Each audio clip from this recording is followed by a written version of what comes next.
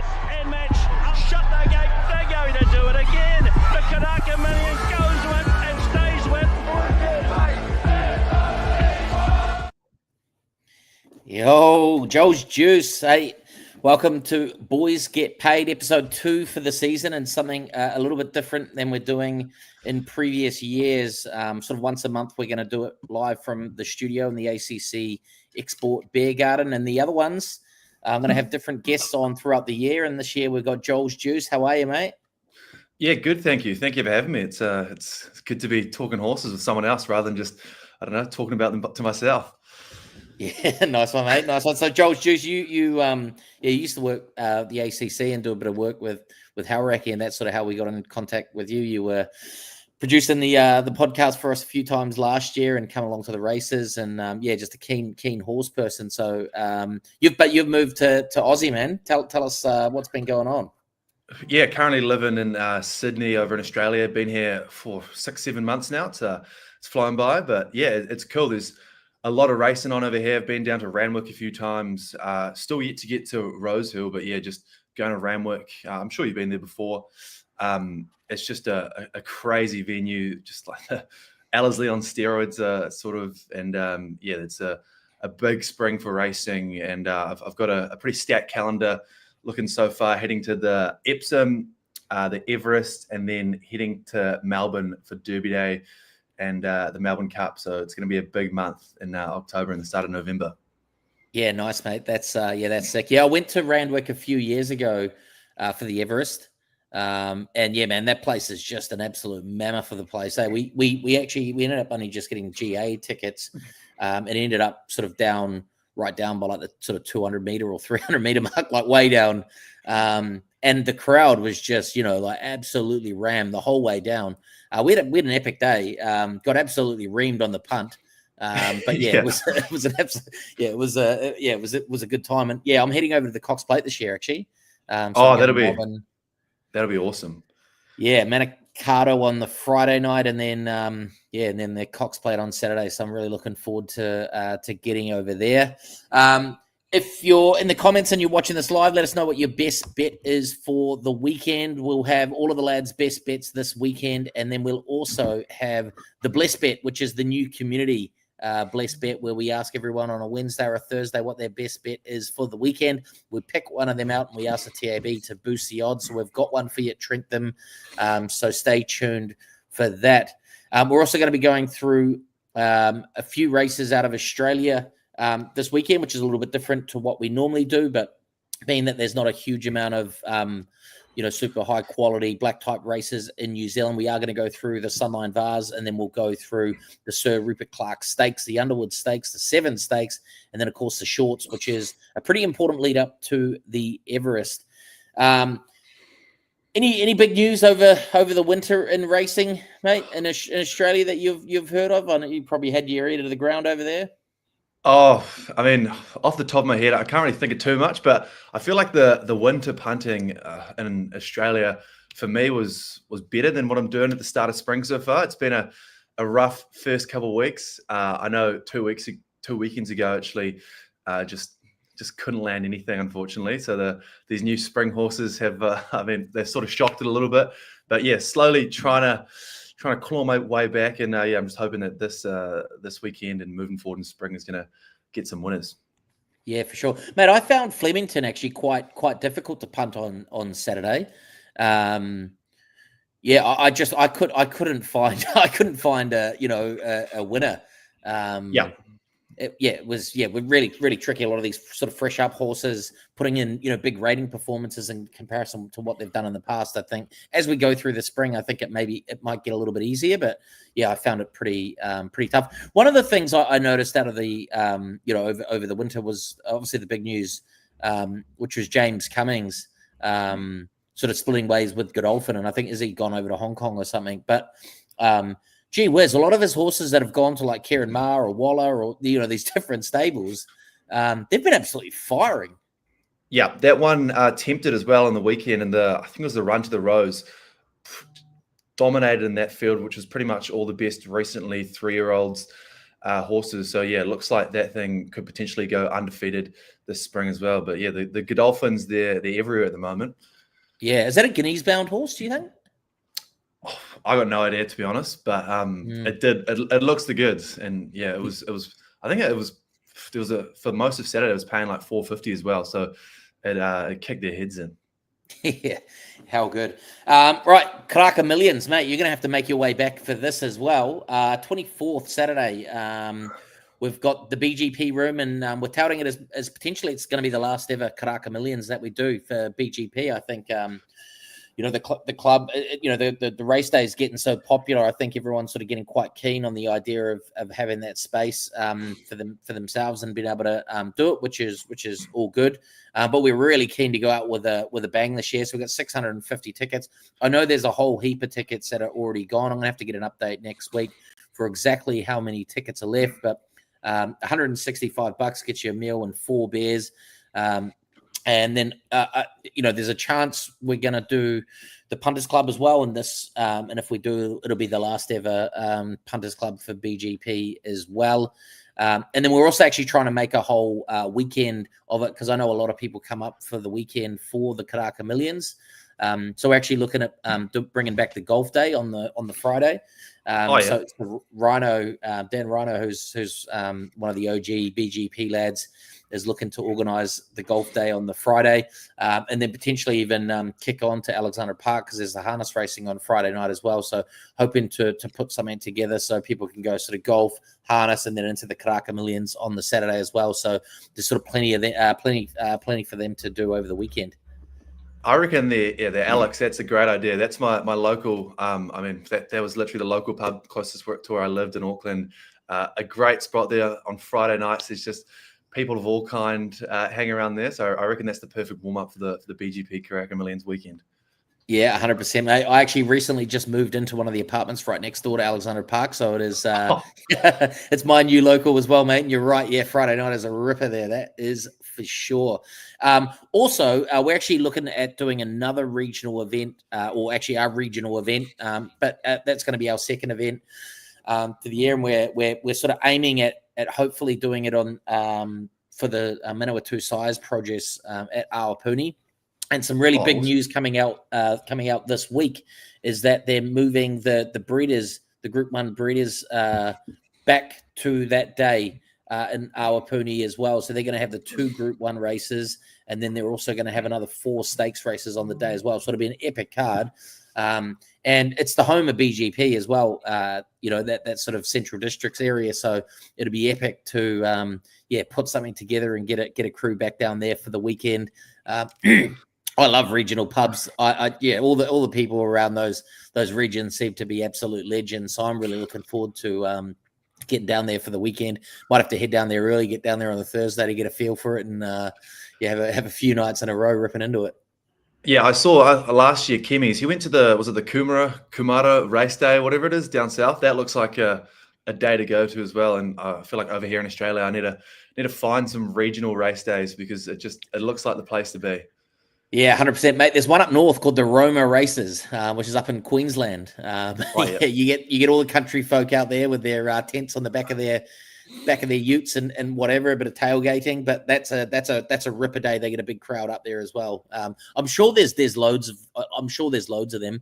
There's another one down in Southland, Invercargill. They have a big day down there as well, and that looks like a ripper day down there. So yeah, that's one of the things I'm looking forward to is hopefully trying to get to a few more of these regional race meetings throughout the summer months in New Zealand. Yeah, another good point about being over here is I'm about less than a kilometre away from the Wentworth Park dog track as well. So I've popped down there a few times, and that looks like a great night out. Nice, mate. Yeah, nice. Well, the dogs are going to be gone from New Zealand soon, unfortunately. I don't mind going to Manukau every now and then, and actually we were talking about maybe popping in this Sunday and going and watching the dogs in Manukau. Nice. Right. Let's rip into it, mate. Let's start off the Sunline Vase, which is at Ellerslie on Saturday, and I believe we're race number 8. And gee whiz, mate, there's some pretty nice horses in here. Lollapalooza, I thought, was a super impressive winner last start at Owsley on the track. And she was really good fresh up as well, which was at Taupo in behind in haste. So I think she's going to be really the benchmark. I mean, she is the benchmark 3-year-old filly at the moment, and it's going to be pretty hard to find something else that's going to beat her in here. I thought Little Black Dress, who I tipped out to win the last start at Ellerslie, was maybe a little bit disappointing. Maybe didn't quite do the job. I thought that this horse Tajana, who ran some really good races last year as well, like ran third, I think, in Group 1 and behind Lada Rada and Hostility. I thought she was maybe a chance of upsetting at $3.40. Now, there was another one that I seen down the bottom of the book, which I am going to have a little bit of a bet on. I'm just at the each way price because it is such a big price. It's a horse called Unrestrained. Now, this horse ran second to Transcend last start at Ruakaka as well. But it was having its debut start, and it was paying around $50 or something. And it went around and sat outside the leader and fought on. And Transcend sort of got a pretty sweet trip in behind them and got over the top of them late. But this horse only ended up probably maybe about a length away from Transcend in the end, but had to do all the work and sit outside the leader and really fought and grinded down. So I just thought the $61 and about $6 or $7 top four. I just thought that was probably worth a little bit of a win top four spruik just at the price, because I think, maybe this horse might have a bit of improvement second up and might be able to run a race. But yeah, for me, Lola Palooza, I think, is the benchmark. And I think even though the barrier draw is not great, I think it might be pretty hard to beat. What do you like out of this, mate? I mean, it's hard to look past Lollapalooza. That starter at Taupo as well. If there was 10 more meters, it would have been in haste. And then, when Vinnie Colgan pushed the button in that last start, I think it was paying $5.50 or $6 in the end when it won. And I was on the favorite there in haste, unfortunately. But I feel like here, Lollapalooza, $2.70. That's the price I'm getting at the moment. Looks pretty hard to go against. Nice one, mate. Right, let's jump into the Sir Rupert Clarke Stakes. And I heard a lot of people complaining last week about the Maccabi Diva Group 1 race, not having enough horses. And to be fair, it was a procession, really, wasn't it? Like, it was awesome to see Mr. Brightside pick up another Group 1, and I want to take nothing away from him for sure, because they've done everything that they needed to do to win that race. Like, they've gone so slow over the first 800 and then absolutely sprinted the second 800 and just made it impossible for anything to get over the top or make ground. But it didn't feel like a genuine Group 1 race. No, it really didn't. It was on at a tough time as well. It was sort of midway through the first half of the Warriors finals game. So I was trying to focus on both my screens at the same time. But yeah, it's like a 6-horse race. One of them, no disrespect, Mark Twain obviously isn't a miler horse as well. So was it really a Group 1 win? Mr. Brightside kind of just got a cheap win. And I heard J-Mac and Chris Waller on radio over here sort of almost laughing about the fact that there's just no pace in it and they just let them get away. But yeah, I definitely am still keen to follow Via Sistina and Aliana in that, but for the rest of the spring and almost summer as well. But yeah, did you find anything that you liked in the Sir Rupert Clarke Stakes? I think Angel Capital is going to be pretty hard to beat. I thought it was very impressive fresh up, and I think it's going to have every chance to go again. But drawn 13, when I get to Saturdays like this, particularly at Caulfield, I like to do my form and have a look through what horses I like.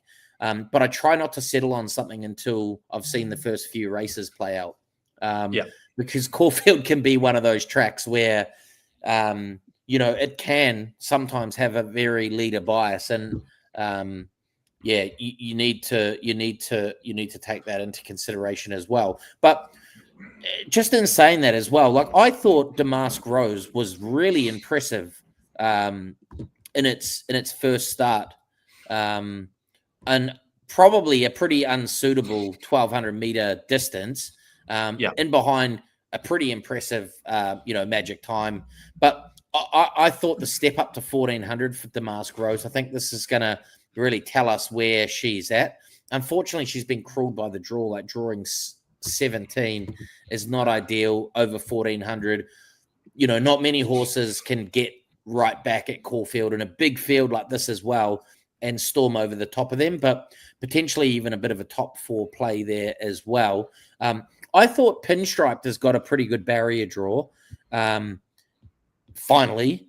And I'm hoping it might be able to settle up a little bit closer this time, and have a decent chance. And then you can never write off another Will as well. Like, he's had some very, very impressive wins over the 1,400 as well. Like he's had 4 starts for 3 wins. And he likes the track as well. The track and distance, he's had 5 starts for 3 wins. Are we going to get a good track there? It's a soft 5 at the moment. I'm not sure what the weather's doing for. I think there's a bit of rain in Melbourne on which could make it interesting. Yeah. I saw a stat today. It's the last 2 years the horses that have won this race have been in Barrier 13, which were Magic Time and Komochi, and this year Angel Capital's in 13 as well. But yeah, Angel Capital, Seapools, and Damask Rose all drawn out wide, which will make it tough for Damask Rose. But I don't know. There's Here to Shock, 1,400 meter specialist, came 7th in the Memsey to a pretty handy field, and I mean, it's got a fairly decent third up record, 6 starts, 4 wins, 2 second places. So $21 for Here to Shock is pretty good value. Yeah, nice. I just Here to Shock came over and won the Group 1 in New Zealand, didn't he? And then actually went over and ran second to Royal Patronage as well. So yeah, potentially, I think it's going to be a very, very interesting race. I think I'll probably settle. I'll probably just have a little each way play on Pinstripe on this. Wow. And then I'll probably just watch it. It's not a race that I'm going to be diving into with any big big punts or a huge amount of confidence. Yeah. I mean, as you said, if the track is playing favourable to horses like Angel Capital, and that definitely it could have a go, because it looks like a horse that will win a Group 1 at some stage. But yeah, tread with caution. Nice one, mate. Underwood Stakes, race number 7 at Caulfield. Really interesting collection of horses here, and it's a pretty tidy field, to be fair as well. What have you got, mate? You got the defending champion Buckaroo coming back second up. The Melbourne Cup winner from last year, Nice Choice, second up. Desert Lightning, the former Kiwi. Gee whiz. And then this Sir Delius. What do you got in this, mate? Well, Sir Delius, I think it's paying $8 at the moment in the Melbourne Cup as well, and that seems to be the big target. Last time at Randwick, it was in a 1,600, just came second to Lindemann, which sort of just got away from them on a track where there was a bit of a leader's bias as well. But like the $2 is pretty short for Sir Delius in 1,800 meters when you have a horse like Buckaroo at $5. One that did catch my eye as well, Moira. It was Damon Lane's riding it. It's new to the Chris Wallace stables. Last year, it won the Breeders' Cup in Del Mar over in America, which I heard Chris Waller talking about today. Apparently some great form lines coming out of that. And yeah, it was second to Desert Lightning in the Valley at over 1,500. If there was, 100 more meters, it would have beaten as well. So I do like the look of Moira or Buckaroo at a bit more value in this one. Yourself? Moira, interesting. So they've bought this horse out of the US, have they? Yeah, it's a Canadian horse, 7-year-old mare. They've bought it out over, I feel like pretty recently. Last year, it had a start in it looks like the Doncaster Mile, and then a couple other ones didn't do too much. But yeah, in the Moonee Valley, it was 0.2 of a length off Desert Lightning, and it looks like it's set for bigger, longer races as well. So I feel like that'll be one to watch. It's already had a bit of money come in so far, from $750 to $550 as well on the market. Yeah, Yulong Colours as well, is it? They've got some cash, eh? They honestly, they've bought so many horses. I was watching the Breeders' Cup last year, and the horse that came second or third was Full Count Felicia, which is also now a Yulong horse, and that sort of leads a lot of the fields that Via Sistina and the likes run as well. So yeah, they're just buying money and send them in over to the likes of Chris Waller and that. Yeah, was this the race last year where Buckaroo just absolutely kicked their heads in? I think it was. Did he like come from last, run around them, and just boost away? Yeah, I just have this memory. I don't know if it was this race or not, but I just have this memory of it just absolutely destroying them in one of the starts last year. It was so good last year, Buckaroo. I think it was almost the favourite. Around about $10 last year for the Melbourne Cup as well, but it came second in the Caulfield Cup. It just lost the Turnbull Stakes to Via Sistina as well. A lot of people saying if it didn't have Jaume Barrera on it, the Magic Man, it probably could have won a few more races last year as well. And now it's got Blake Shin on it. It stormed home in the Memsies Stake for third place, I think, in a 1,400 meter race, which was pretty promising sign. So $5 is a good price for it. Yeah, was it with Chris Waller last year as well? Oh, I'm not too sure on that one. I think it was. Yeah. I think for me in this, I'll probably just stick with Buckaroo. Like he goes pretty good second up, and I think he did go off a little bit in the autumn, but he just might be a spring horse. I thought it was a good third, fresh up, and so I'm happy to stick with him. I like him up to the 1,800.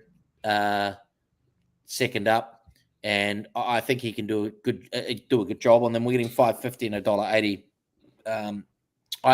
I couldn't take Sir Delius at $2, so I'm just looking for some value outside of that. The other one that I think ran some really cracking races last year was Zardozi, and keeps sort of like knocking on the door.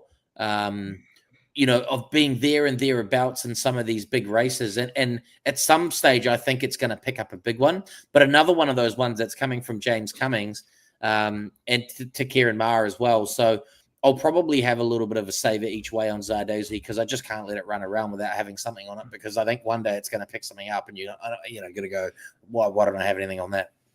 Yeah, no, that's a good call. That's a good call. That was also in that race at Moonee Valley behind Desert Lightning and Moira. Last start, but it was never gonna do anything 1,500 at Moonee Valley with a bad draw as well. So yeah, that's one to follow. I think they're going for the Melbourne Cup again this year. Yeah, nice one. Then we move on to Randwick, mate. Race number 8, the 7 Stakes. Is this like the TV channel 7? Is that what it's supposed to be, or have they just like named it something random?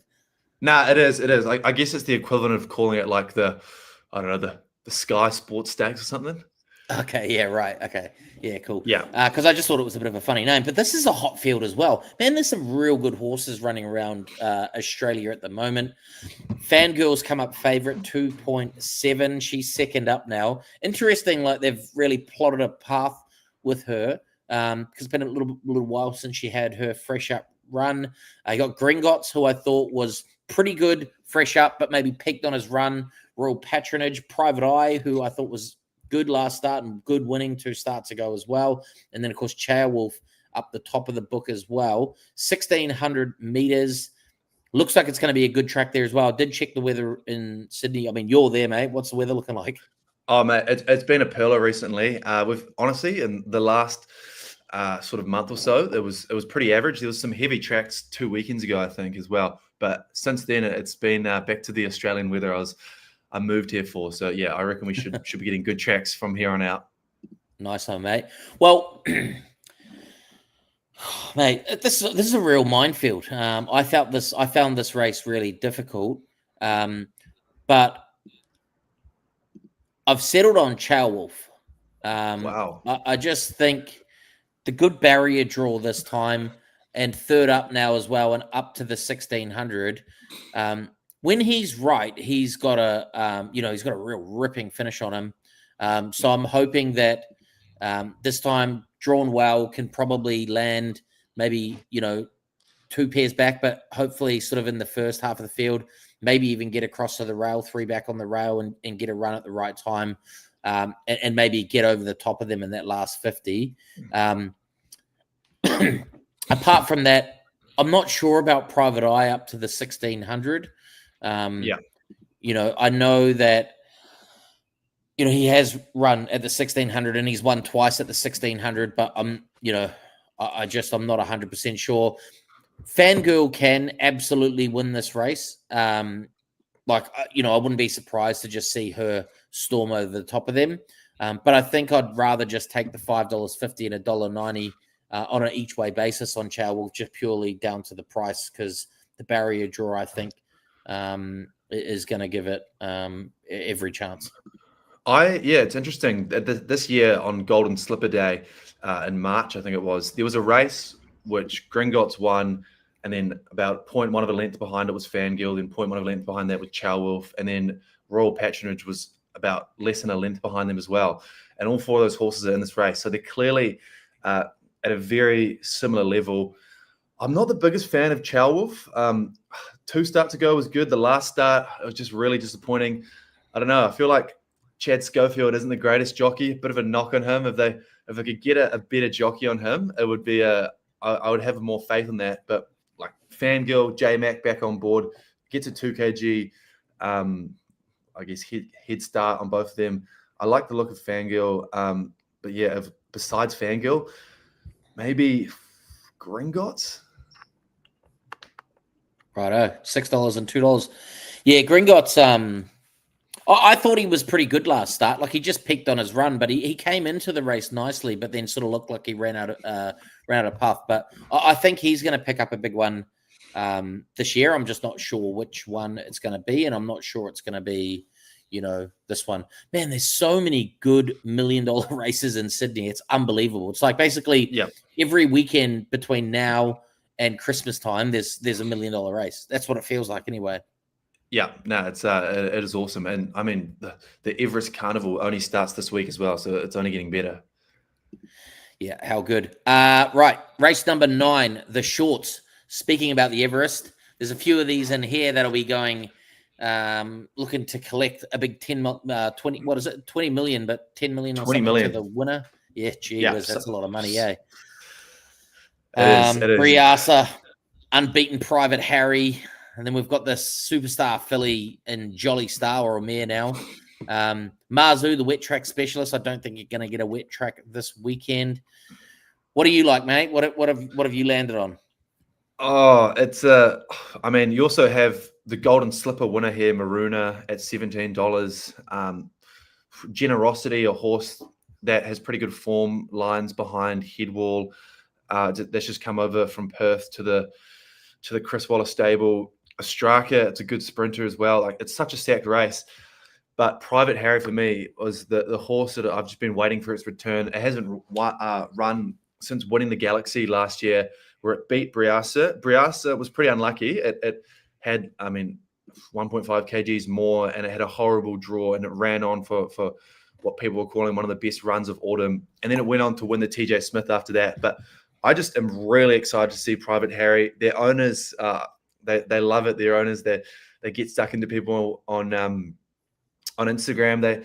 They go on radio and they say that they would rather own Private Harry than Kaying Rising and stuff. And they're just backing themselves hard. Also, the very similar as well. I think it's the Hawkes brothers, Wayne and Michael Hawkes. They're backing Briasa big time. Like, these are 2 horses who they genuinely think can beat Kaying Rising and Lady Shenandoah and win the Everest. But I'm a bit disappointed that Private Harry's down to 220 at the moment for me, because I feel like it's a very, very even race between him and Briasa. But like, Briasa at about $4 is probably a bit of value. But I will be sticking with Private Harry for a good old-fashioned jump, lead, kick, and win. Yeah, interesting. I'm not sure if maybe people have, super short memories, but this time last year, I don't know if you remember this, but Jolly Star came onto the scene over 1,000 or 1,200 meters and put up like her biggest career rating ever, fresh up, and absolutely kicked their heads in. And went from that to being the favorite for the Everest in one fell swoop in one race. She is lethal fresh up. And at $6 versus $2.20, I like Private Harry, and I think he's a proper racehorse, and I think he's a serious racehorse, and he might just come out and kick their heads in, and at the end we go, okay, cool, he's awesome, he's really good. But I can't let the $6 go on Jolly Star, fresh up, where she does her best work, like 5 starts, 3 wins, a second and a third. That for me, the $6 just stinks of overs. Even though it's drawn 9, that's fine. She's going to get back and want to fly home anyway. So I'm happy to take the $6 on Jolly Star. Briasa and Private Harry, both very, very good horses, but I'm just going with the fresh up factor here. All 3 of them are fresh up, and she's put up her biggest ratings and her best performances when she's been in a fresh condition. Yeah, no, it's a very good point. Like Jolly Star, I think the last start it had, it won its last start. But yeah, I've just got not the greatest luck when I'm back in Jolly Star, but it gets J-Mac on, and as you said, J-Mac will find a way to get it there at the end. But yeah, no, I just think 1,100 meters, Private Harry, I'm really hot on it, and I'd love to see Private Harry go to the Everest undefeated as well and try to take down Kaying Rising. Yeah, that would be sick, mate. Yeah, that would absolutely be. I mean, that would make a real good story and narrative. Like if I don't know where he's going to go after this, if he's going to have another start before the Everest. But yeah, like if he went 7-0 to the Everest against Kaying Rising, it would make for a very, very exciting, storyline as they lead into the Everest. I was looking at it. It's literally 5-0. Yeah, never lost before. It's won a Group 1 as well. It hasn't had the hardest company. I mean, the last start, the Galaxy, was tough, but like it's literally never lost a trial or a jump out as well. It just has never lost. I guess it's the value of being a front runner in trials and stuff. But yeah, I don't know. Their owners are pretty keen on it, so this will be a test to see if it is actually the real deal. Yeah, mate. Look, if every owner was determined the result of their horse, he'd be a rich man. I've been led astray by many owners in the past, so it won't be the first time. But you love to see it. Like you love to see the confidence. You love to see people that love horse racing, and when they get a good horse, that that's what it's all about. Like it's a once in a lifetime opportunity. They'll probably never be in this position again, where they've got a serious chance for a $20 million race, unbeaten horse. Lap it up, enjoy it. 100%. And I mean, there's probably even a good chance to have a crack again next year, in the Everest, if it doesn't win this year. And I mean, who knows? Yeah, 100%. Right. A few comments here, mate. I'll just go and jump in and we'll go through a few of these, and then we'll get on to the blessed bet and then all the lads' best bets as well. Toby Richards said, if I gave you $100, what are you doing with it, Joel? Oh, Toby Richards, yeah. I feel like this weekend I'll chuck it on my best bet, which you'll find out shortly. Okay, nice. Had a couple of people throw in their best bets as well. Buddy Hippie's gone Caulfield, Angel Capital. Nice. Anthony Jess has gone Private Harry. Jake Brown has said, Joel's Juice, lovely to see your juice in the public forum. Hope you're enjoying it, Jake Brown, mate. Thanks for tuning in. Nice. And then Caleb Larson's gone Cannon Hill, race 9 at the Big E. Scott Murray, Ellerslie, race 1, Feel the Stag. He's taken on my best bet, which is fucking loose. Let me tell you that. Toby Richards has asked as well, what wins the Everest, Joel? Well, I think we've just sort of summed that up, have we? Is it Kaying Rising or... Yeah, I honestly, after its last start, probably now I'm going to be back in Lady Shenandoah. Stormed home after 1,000. Like, if it hadn't got trapped in there, it would have won by how many lengths? But yeah, it looks like such a good horse. So I'll be on either Private Harry or the Lady. Nice one. And then David Milton's asked me what happened to the $100 to 10K challenge. Well, let me tell you what happened, mate. I chewed through about $600 or $700 or $800 in the space of a couple of weeks, and I thought this is not sustainable. So I had to shut it down for a little bit. But hopefully after this weekend's big wins, maybe I can look to do it again. Mate, I saw a guy. I've enjoyed watching people doing these things on social media. Like, I thought it's a great series, and I saw a guy doing it last week, and his last leg, he had about 4.5K on Chow Wolf at $1.75 when it went down. So that would have been a tough one to swallow. That would be fucking devastating, mate. Yeah, yeah. That always makes me nervous as well. Like I never got far enough. I think I got to like about $800 or $900 or something like that, which is still a shit ton of money to be putting on a horse. But it hurts when it goes no good. Yeah, for sure. But yeah, look, it is what it is. We'll maybe try and bring it back for the spring as well. The other thing is just time as well. Takes quite a lot of time and effort to jump in and go and shoot the videos, put them together, punch them out. I've also got a day job. I've got to try and do as well. Right, NZ Horses in Oz. I'm quite keen to bring this one up. First of all, Kingston Town Stakes in Sydney. Is it race number, where are we looking, 5 or 6? It's race number 5, Kingston Town Stakes. Of course, we got Vauban, who is the 2-time Melbourne Cup favourite. Was he favourite 2 years in a row? Was he favourite last year again as well? Yep, 2 times favourite. And I think he came 11th and 13th or something in the last 2 years. Yeah, so he's the favourite in this at $2.10, which I thought was quite short. But the one I want to talk about here is my boy, Son of Sun. Man, I love this horse. Yeah. He won for me at about $30 at Ellerslie. And I'd multied another horse before that into it. I think it was actually Kemi's best bet. Might have been,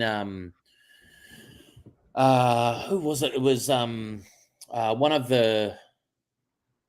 Steely Man. I think it was Adrian Bull's horses. Might have been Boomtown Boy, I think. Yeah. And I multied it into Son of Sun at Ellerslie at 31s or something, and he came storming up the inside and got the job done. I almost passed out. I was absolutely screaming him home. But he's come up here. So he's won fresh up. I don't know if you've seen that run. Fresh up. On an awfully heavy track. And he's beat Canny Rock and Khan Hunter. So he's not beaten a huge amount. But gee whiz, he looked impressive fresh up over the 1,600, and he's normally better over a little bit more distance. So 2,000 meters. This is a huge step up in grade comparison to what he's been racing over here. But, man, at $81 and $12, I think he's probably paying about $8 top 4. I will be having a piece of him. And if he comes home, mate, I will be absolutely flying.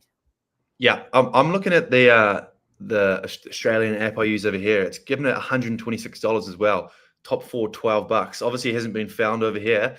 But yeah, Jason Collett, Kiwi jockey on board as well. Like, this thing, the amount of times Son of Sun has won, especially at Ellerslie, when it just hasn't been found as well in the market, and you're getting a good $5 to $10 price on it. So I'll be looking forward to watching it storm home this weekend. It's going to be interesting, eh? Like Randwick, right-handed. I would say it's probably the most similar track to Ellerslie in Australia. So I think he's going to like it. Yeah, no, definitely. It's a tough race. This one here, Alamaz, that J-Max on as well. I heard old Adrian Bott talking about it on the radio show I was listening to today. It looks a pretty good thing. Won its last start at Rose Hill, so it'll be interesting. But yeah, like Vauban, world-class stayer. Oh, how can Son of Sun, the world-class New Zealand stayer, go against it? Be interesting, mate. We'll find out on Saturday. We also got Lord Penman, formerly Penman. He was pretty good, fresh up. And I think $2.80 favourite. I haven't looked too much through this field, but based on his first up run, second up, he should be better. I think he's going to be winning this race. Yeah, it's been scratched from a few different races over the last few weekends as well. So the obvious, I think that was when the track was a little bit heavier.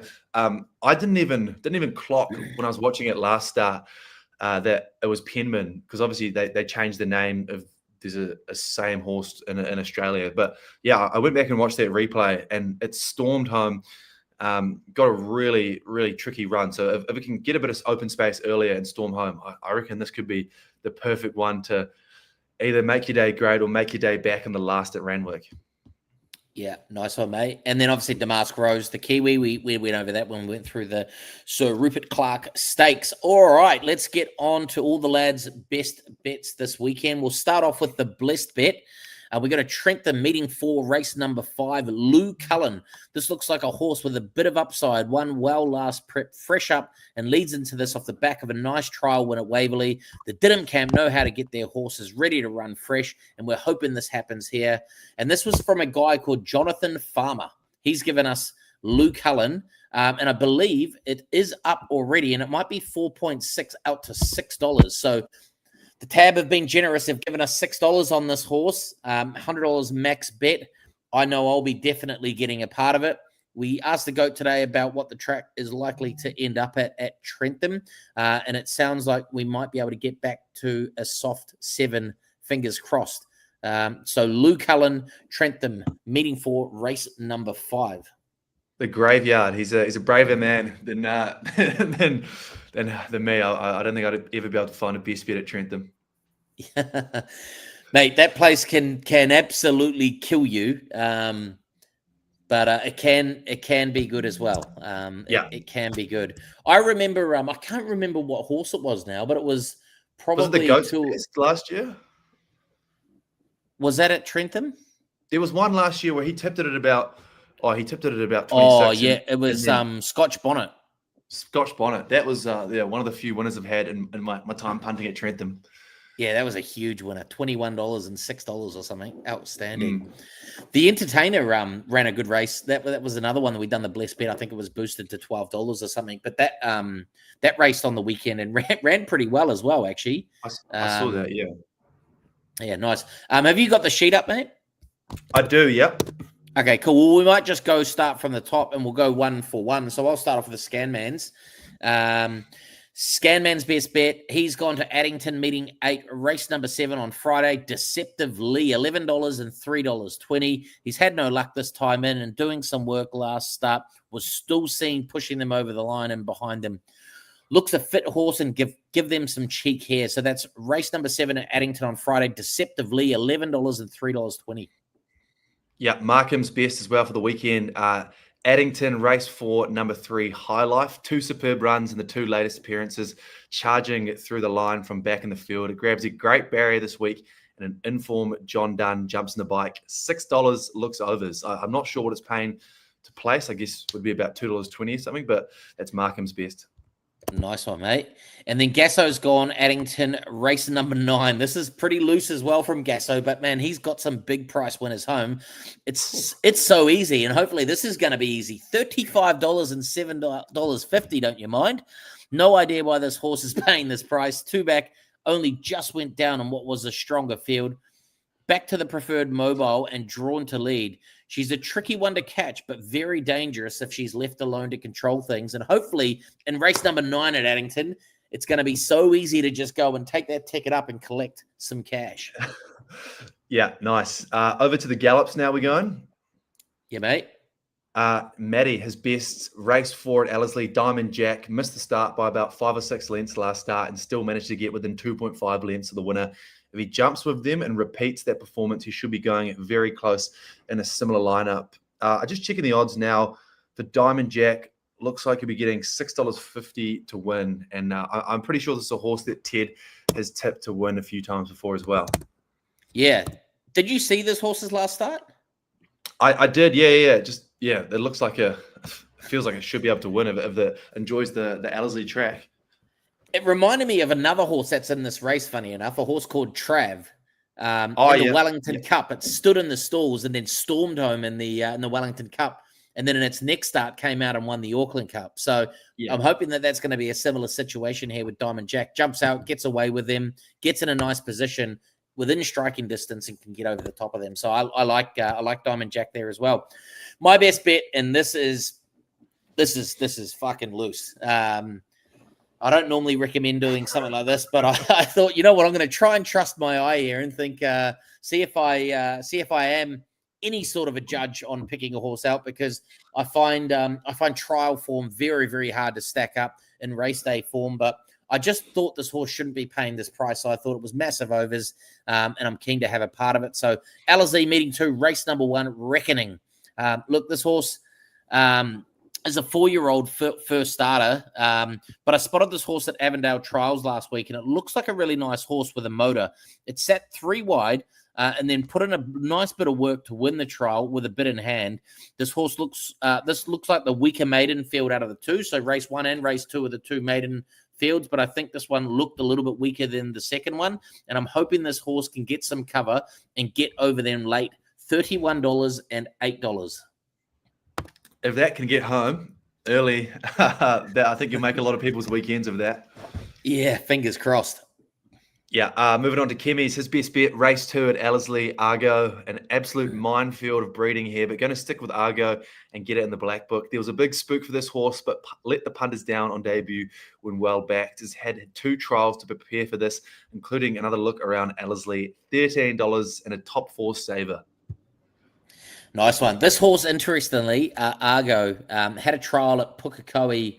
It was like in November last year, or might have been December, actually. And the BGP pot was open for the Karaka Millions.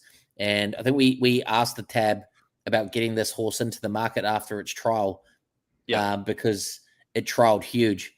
And then the tab, I think they're a little bit scared. They did put it in the market, but it was like, they put it in at $8 or something like that after one trial. So we obviously didn't have a go at it. I was hoping that they were going to try and put it in at 51s or something like that. We could have another crack on something at a price. But yeah, this horse had a very, very impressive. That's a very strong field that won at Alizé, that second maiden race. So I think there's going to be a lot of form to come out of that race. And Ted actually messaged that same thing into the group chat as well and said that's going to be a very, very good form race to follow. So be watching that race for sure and throw anything that runs in behind, anything that wins there into your black book, because I'd say they will be winning on short notice, anything that runs in the places there. The GOAT's best bet, he's gone to Alizé race number 7, Hinikaha. Now, this horse is a favourite of BGP because it has been a best bet a few times, but it's resuming after showing immense promise as a 3-year-old. Expect her to be even better at 4, and she can handle this field despite the 1200 being short of her best distance. So the GOAT has gone for Hinikaha, race number 7 at Alizé. Yep, and then Ted moving to Ellerslie, race 10. Ali Sour, I believe it is, $4.20 boosted. Lovely looking mare who is 3 from 3, winning fresh up at Te Rapa as a best bet over 1,500 meters last month. Very nice, quiet trial here last week. Steps up to 1,600 meters and looks set to maintain her unbeaten record. Last start as well, when Ted tipped this one at Te Rapa, I was on it, and it looked a good thing. Yeah, nice one. Yeah, it was a good win. He did tip it out as his best bet last start as well. I did get a bit of that as well. Righto, Joel's Juice. This is what everyone's been waiting for, mate. Everyone has been anticipating what Joel's Juice is going to give us for his best bet for the weekend. And you know what, mate? I think we might need to get you in the group chat and have a weekly best bet from you. What do you reckon? Mate, I'll be keen. If I can start finding some good horses, and maybe if this one gets home, this can be a bit of an initiation for it. Righto, sounds good, mate. What do you got?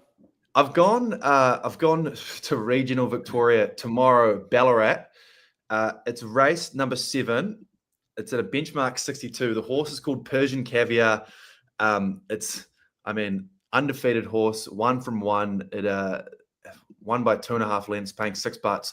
Wangaratta. You might recognize the name. It's because it's Black Caviar. So it's a product of Ridden Tycoon and Black Caviar. Yeah, 1 start, 1 easy win 36 weeks ago as well. It had a barrier trial, got Luke Nolan on board, who of course used to ride Black Caviar, trained by Peter Moody. It looks like this thing is destined for bigger races. And it was supposed to run on Wednesday and today. It's been scratched from both, paying $4. $1.73 to place as well. And it just looks like it's going to win in a kind of an average field as well. So, yeah, I'll be back in that one tomorrow, 4:30 p.m. Sydney time, 6:30 New Zealand time. And you could be getting your weekend off to an epic start. $4.20. Has it got the salmon colours as well, does it?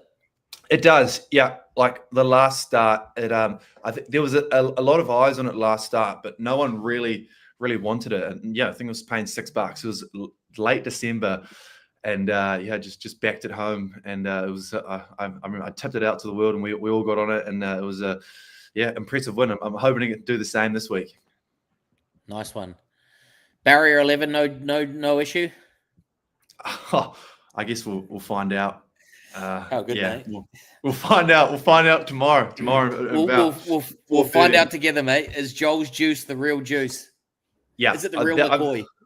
Yeah. Like there was a couple of other horses that I was looking at. If I'd say my best in New Zealand would be Captured by Love in race number 9, I think at Ellerslie, returning from an all right Australian prep. But yeah, I heard Mark Walker speaking about that, and it seems like it has some pretty positive thoughts about it. And Captured by Love, we saw what it could do last year as well. So hopefully that can take a bit of Melbourne form back over to the Big E.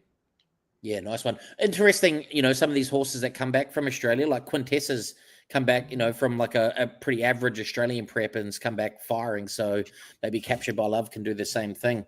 Awesome, mate. Hey, well, thanks for coming on, mate. And hopefully we'll be able to have you on a few more times throughout the season, mate, to have a bit of a chat and go through some of the fields and the racing and what's going on as we lead into the spring, maybe even leading into the Melbourne Cup or something like that, mate. You can give us some, put your ear to the ground and give us some oil. Yeah, mate, I'm looking forward to it, and looking forward to hopefully seeing some of these rough best bets get up this weekend, and start the Everest Carnival this spring in some nice form and put a bit of money to my name. Yeah, absolutely, man. I think Kemmy's is heading over for the Epsom, I believe. Yeah. So you catching up with him? Yeah. I found that out yesterday. He'll be leading the troop for the boys trip pack over there, and the hospitality at Randwick. So I'll have to try find a way to sneak in there, I reckon. Mate, hit him up, mate. I'm sure he'll give you a ticket. Awesome. Thanks for joining me, Joel. And yeah, we'll see everyone else next week. I guess I got another guest coming on next week. I'll give you some more details on that over the weekend. Don't forget, gamble responsibly, but enjoy the racing. Cheers, bro. See ya.